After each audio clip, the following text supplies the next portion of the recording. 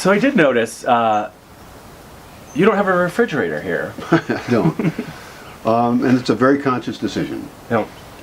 You figure that in a household, about 80% of the electricity in a house is being used for cooling or heating. Mm-hmm. And so I'm against doing either of those.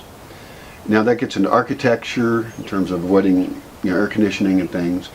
But let's talk about the refrigerator issue, because since almost everyone has a refrigerator. Yeah.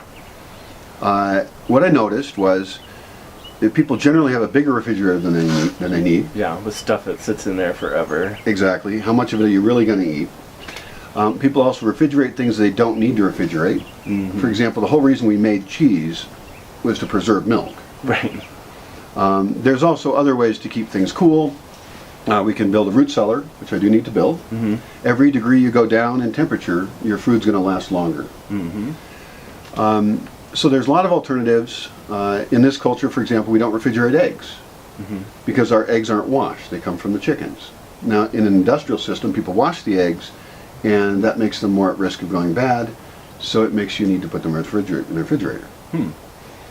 So for people in normal society, they can think about scaling down the refrigerator, wondering why they're putting things in the refrigerator. Now in my case, I decided no refrigeration at all. Mm-hmm. People say to me, how can you live without a refrigerator? Well, everybody 100 years ago used to live without a refrigerator. It's true. So we can do it. Yeah, and I mean, since I've been here, I've done it. It's kind of blown my mind, you know.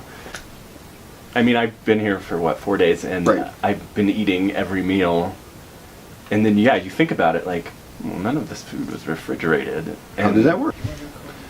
And I will add to that Sure. that as we stop refrigerating, there's a lot of old technologies we can rediscover. Like fermentation is a way to preserve food. Mm-hmm.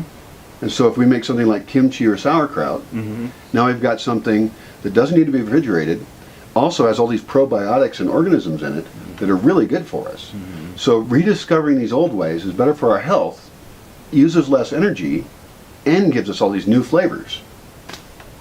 It's true.